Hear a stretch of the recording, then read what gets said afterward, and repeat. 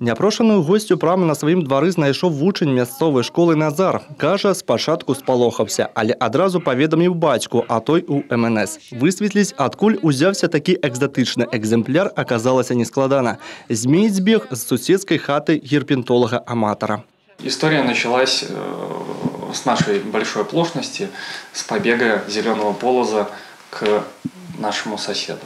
Мы очень сильно перед ним виноваты, но старались урегулировать ситуацию как могли. Аднак урэгуляваць сітуацыю не атрымалася, бо некаторы час таму небяспечныя знаходкі і захапленні Яўгена і яго жонкі Ліліі зрабілі ў вёсцы перапалох. Адны скардзіліся, што рэдкія чарапахі з'елі суседскую капусту, другія, што муж і жонка раскідваюць у суседскія агароды вужоў. Было і трэцяе меркаванне – праверыць, якое складана. Маўляў, праязджаць на веласіпедзе міма дома Яўгена небяспечна, на дарозе валяюцца кобры. Жыллё з рэптыліямі і да гэтага часу многія абмінаюць.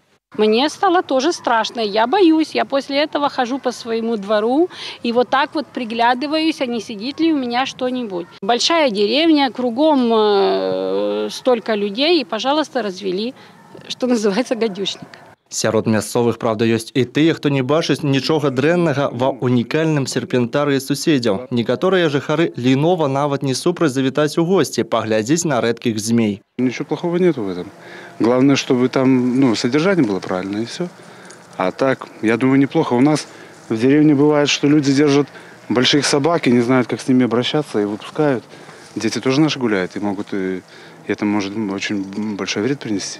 У хатнім серпентары Яўгена больш за 100 рэптылій, але сярод іх ніводнай ядавітай, запэўнівае заводчык. Большасць можна сустрэць хіба што ў заапарках, ды і то не ва ўсіх. Калі калекцыі стала цесна ў мінскай хрушчоўцы, муж і жонка задумаліся о пераездзе ў вёску. Пераехалі ў Пружанскі раён. Спадзяваліся, што з землякамі будзе прасцей. Выйшла наадварот. Считаю, что люди должны давать ответственность то, где они проживают, и какую опасность представляет то, с чем они занимаются.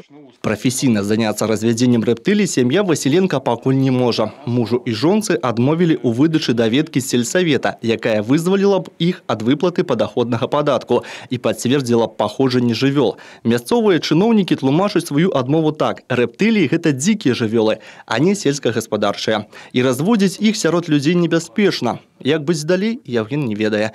Ясна толькі адно – спакойна жыць не атрымаецца. Олег Завадскі, Александр Сівіцкі, тэлерадыёкампанія «Брест».